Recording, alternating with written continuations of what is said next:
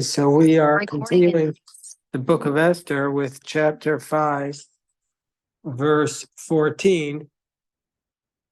Va'tomer lo Zeresh Eshto v'kol avav, that Zeresh, Haman's wife, and all of his confidants or his friends said to him, Yasu eitz gavoa chamishim amah, make a gallows that's 50 amot high. That's 50 amot is very tall. So that's 75 feet high. It's not, you don't need a gallows 75 feet high to kill somebody. But they made a gallows, make a gallows 75 feet high. Imagine how high that is. It's like higher than the building we're in right now. This is not 75 feet high. It's like a 4-story building, right? I mean, it's really high. Ubabokar Amor Melech, and in the morning say to the king, and he'll hang Mordechai on this gallows. And then come to the king, come with the king to the party, very happy. The matter was good before Haman, and he made the gallows. So Rashi says, here Rashi doesn't comment, but the interesting thing is, it says 50 amos high. The Midrash tells us that Haman searched for a 50-foot beam, but couldn't find one. So his son, Parshandasa, who was the governor of the Ararat area, Mount Ararat, brought him a beam from the remains of Noach's Ark, which was 50 feet long. So yeah, I have to get the Chumash. So he brought him a beam which was 50 feet long. That's the Midrash says that. So basically, but where did he get this? Where did he get this from? He got it from Noach's Ark. So Noach's Ark, which had been used to save Noach from the world, was now being used to try to kill Mordechai. And now we go up to chapter 6, verse 1. On that night, the king was unable to sleep. Rashi says, Nesaya. It was a miracle that he couldn't sleep that night. And Rashi says, V'yesh omrim, Sam et libo al shezimna Esther esaman, shema nasna inabo v'yargua. And he, v'yarguhu. So some say he was thinking about the fact that Esther invited Haman, and he was worried that maybe she had her eyes for Haman, and they're going to kill him. And so therefore he started thinking at that point, well, if this was really going on, Rashi is going to tell us what happened.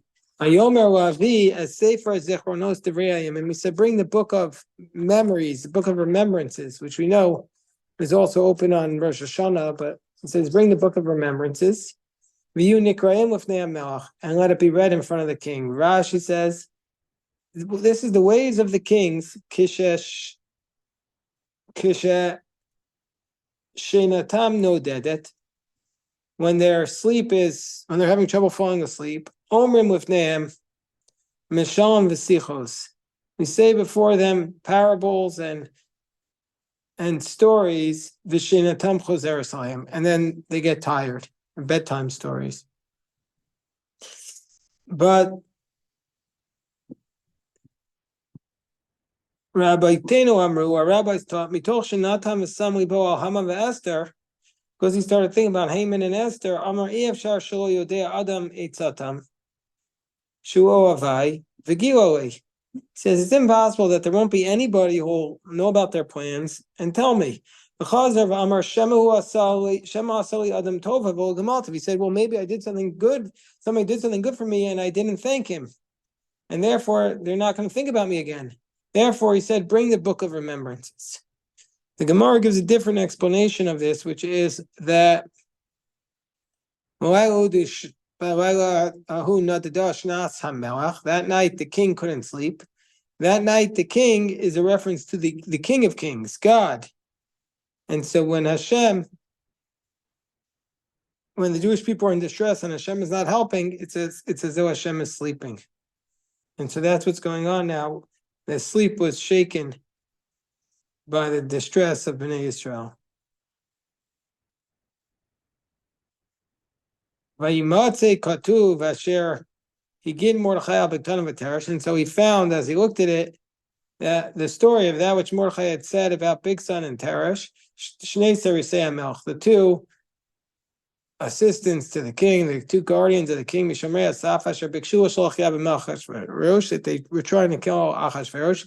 Vayomer HaMelech, and the king said, Ma na'asa yakaru gdula Mordechai said, what was the reward for Mordechai for this?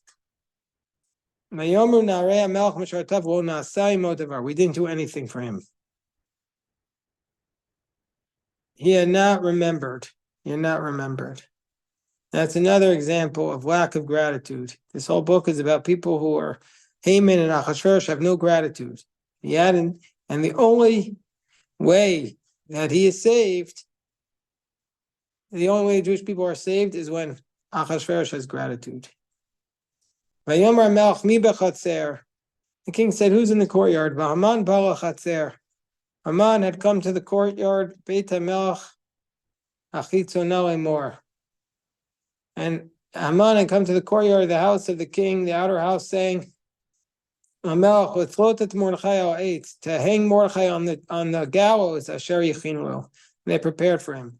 And so the officers of the king, or the assistants of the king, said to him, hello, Mordechai and Aviva. He said, behold, Haman is standing in the courtyard. And the king said, let Haman come. Vayavo Haman. And Haman came. So the king said to Haman, what should we do with the man who the king desires to honor? Haman says, who does the king want to honor more than me? Now this is also us. This is us. We think that God owes us something. With Haman's phrase here, and he said, when we say in our to ourselves, who does the king want to honor more than me? God should honor me the most. I'm deserving of everything. That's a Haman-like quality. When we think we're worthy of something or deserve something from God, God owes us nothing. We're in chapter 6, verse 7.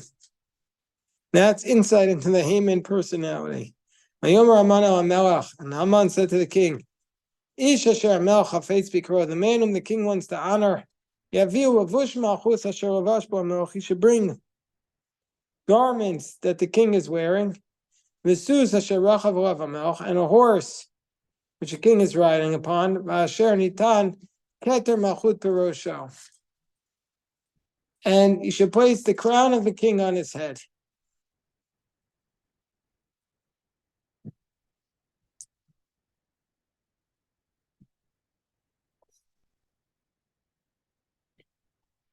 And then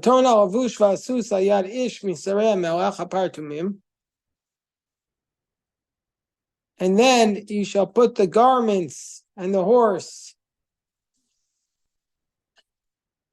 and you shall give the har and the garments and the horse into the hands of one of the officers of the king. And you shall clothe the man whom the king wants to honor, and ride him on the horse in the streets of the city. And you shall call out before him, this is what should be done to the man whom the king desires in his honor.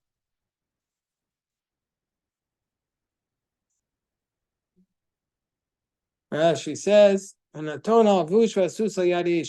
but he stopped mentioning the crown. Achashverosh, when Haman mentioned the crown the first time, put the crown on his head, he saw that the king's eyes showed him being very upset. That he said he should put the crown on the head of another man, and so he dropped that line. They dropped that line. Haman dropped the idea that the king should put a crown on the head. And so, Vayomar Melech Haman, chapter 6, verse 10, king said to Haman, Maher, quickly, kachas alavush v'sasus kasher dibarta, quickly take the garments and the horse, like you spoke, v'asa kain l'Mordechai Yehudi, and you shall do this to Mordechai the Jew, Hayoshev v'shar melech, who sits in the gate of the king. Al tapel davar mikol asher dibarta. Don't leave out anything. I'm sorry, yes? Why was the king doing this to Mordechai? Why was the king doing this? Because he had just read that Mordechai had saved his life and he had done nothing to honor him. And Rashi explained that he was worried that if he doesn't honor the people or reward the people who save his life, then nobody's going to want to save his life again. And he was feeling nervous about his life because of Esther and Haman. So that's why he was willing to do this. That's the way Rashi's reading the story.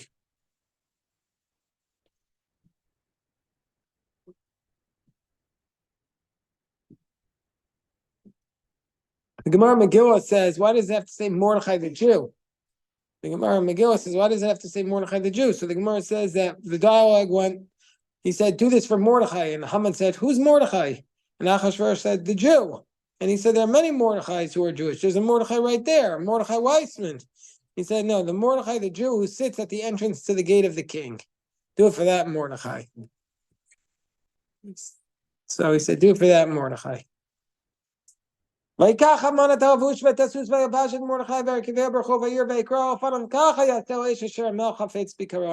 took the garments and the horse, and he clothed Mordechai, and he took him for a ride on the streets of the city, and he called out before him, thus he shall do to the man whom the king desires.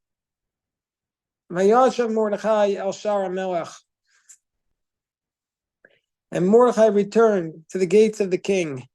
Haman nidchaf el beito, and Haman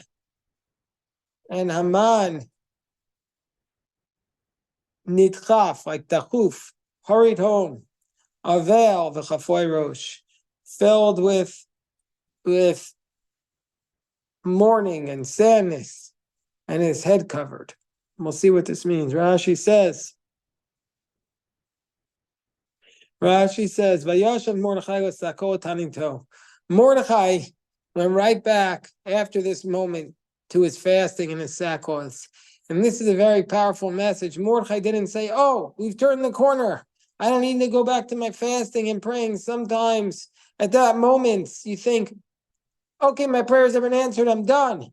Mordechai didn't let his foot up off of the fasting and the prayers. He continued with all his heart and soul and continued to pray and continued to fast. Avel v'chafoy rosh. And he was in Avel, he was in mourning, and his head was covered. What is going on here? Rashi doesn't tell us, but Rashi tells us, Rabboseinu Pirshu Adavar Mesachas Megillah, that the rabbis in Tractate Megillah 16a explain this, and there the Gemara tells us the story that as Haman was leading Mordechai through the streets, Haman's daughter saw them from the rooftop and assumed that the man leading was Mordechai and the man on the horse was Haman. So she took the toilet and she emptied out the toilet onto the head of Haman. And when she realized what she had done, she threw herself from the roof and killed herself. So Haman's head was now covered, chafoy rosh, and now he was also a mourner because his daughter had killed herself. What? That's the story from the Gemara. What? Well, he was trying to kill all the Jews, so we're not going to have mercy on him. But they're trying to turn him into they're trying to make him even less sympathetic, I guess. So, and Haman told his wife Zeresh,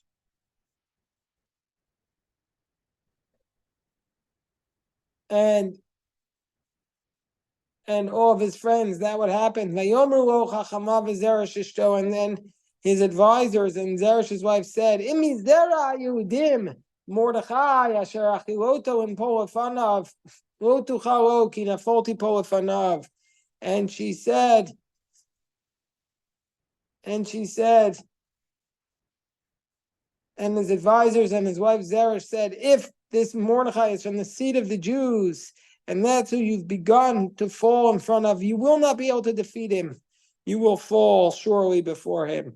Rashi says, Asher achiloso in Paul, Amra uma zunim shalu kochavim ula afar.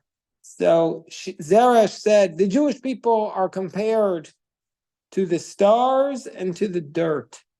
Kishem yordim at afar. When they go down, we're on the lowest of the low in the dirt. But kishem olim, when the Jews go up, ad larakia, up until the heavens. So she said, if this is the beginning of their ascent, they're not going to stop. They're going to go all the way up.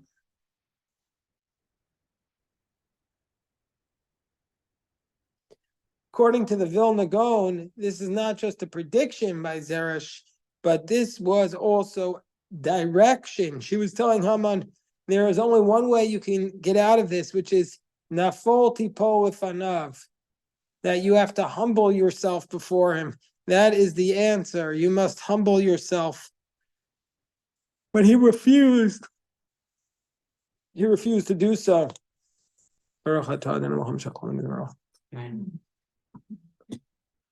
Odam, medavrim imo. So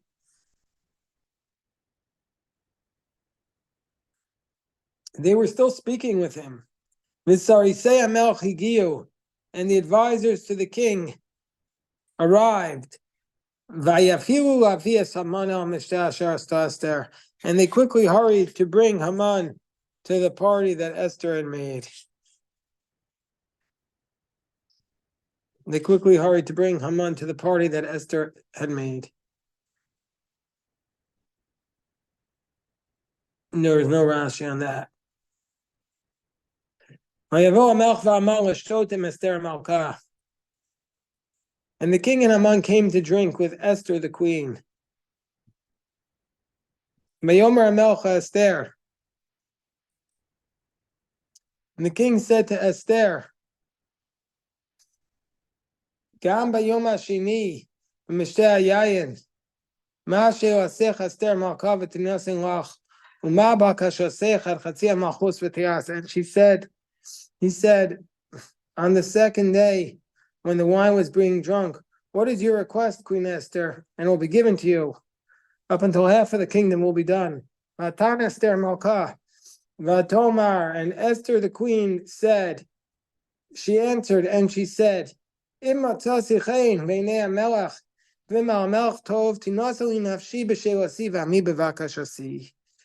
the moment. She says, if it pleases the king, give to me my soul with my request and my people with my request. So she says, I don't want to just be saved, I want my people to be saved. Rashi says that I will not be killed on the 13th of Adar, because you made a decree on my people, on my birthplace. And also,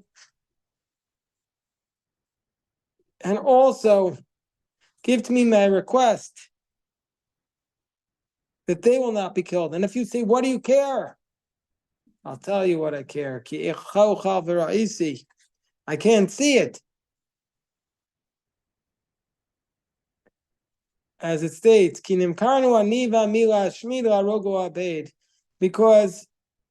my people, we were sold, I and my people, to be destroyed, to killed, to be wiped out. And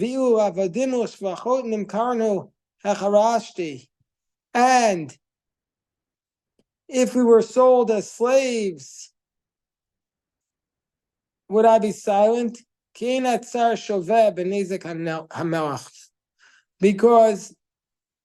the pain is not worthy of the king's damage. What does that mean? He's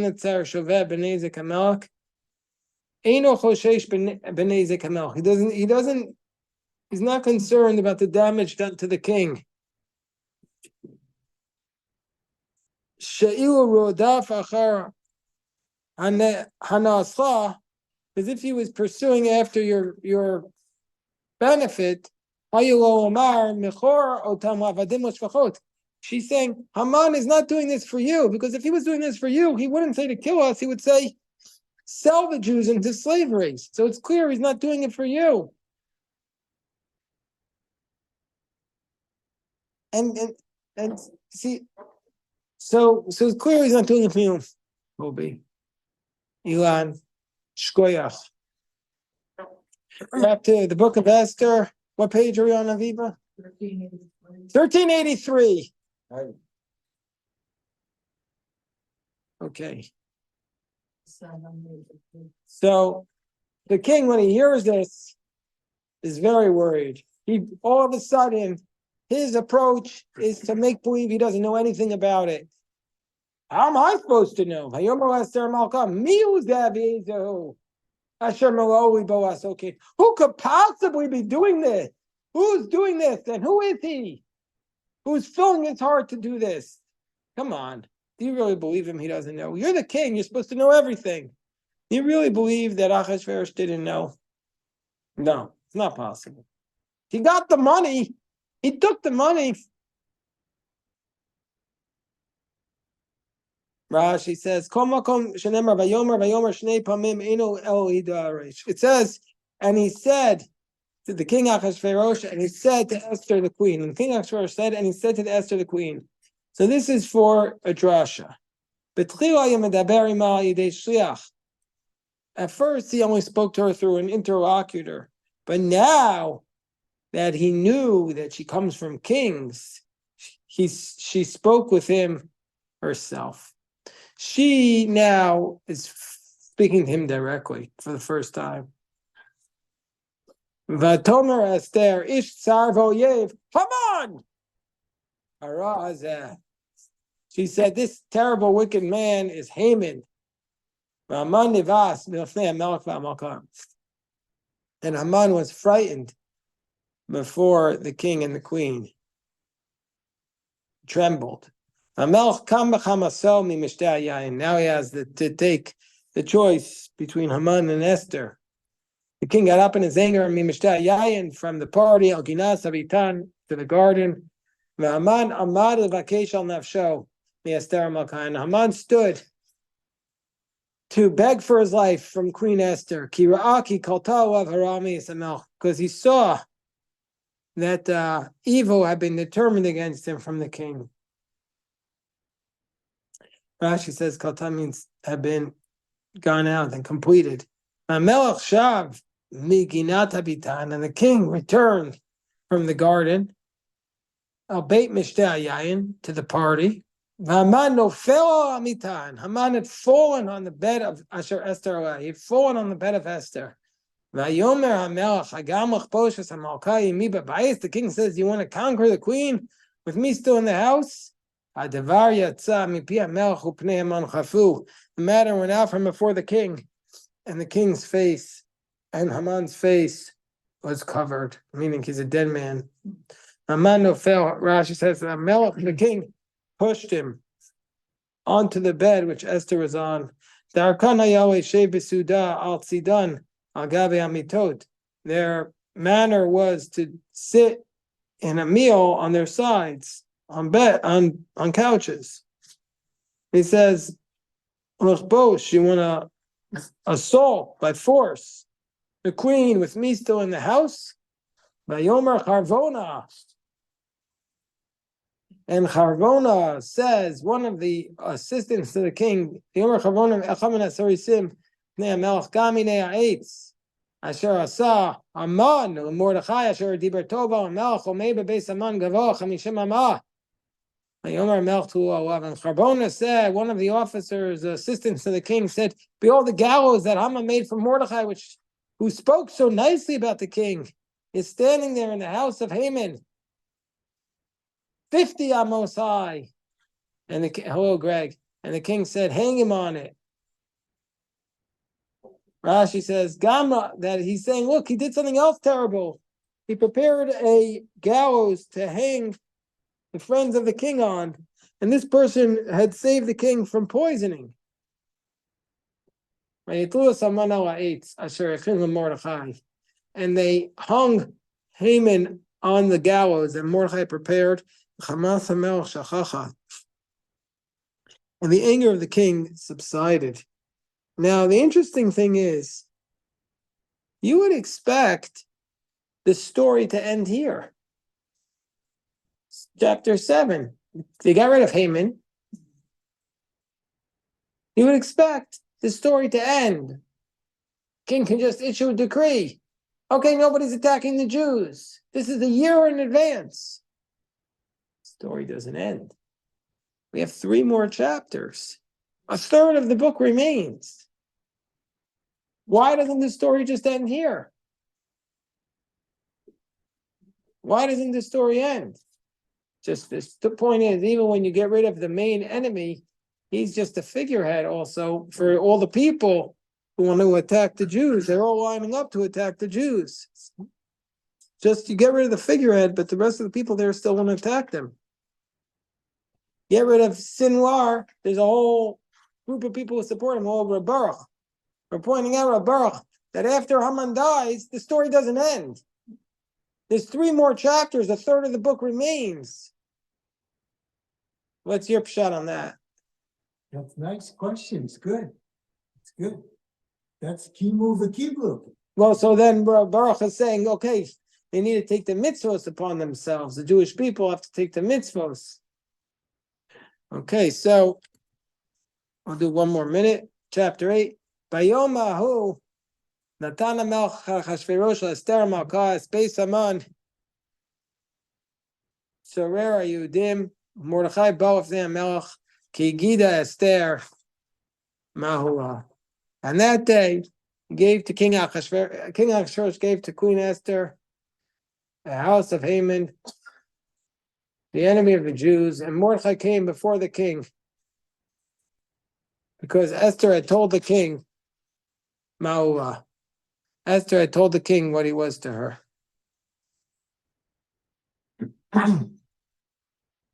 Where? Chapter 8, verse 1. On that day, okay, we'll have to start chapter 8 tomorrow. We'll stop here and we're going to daven mincha at this time.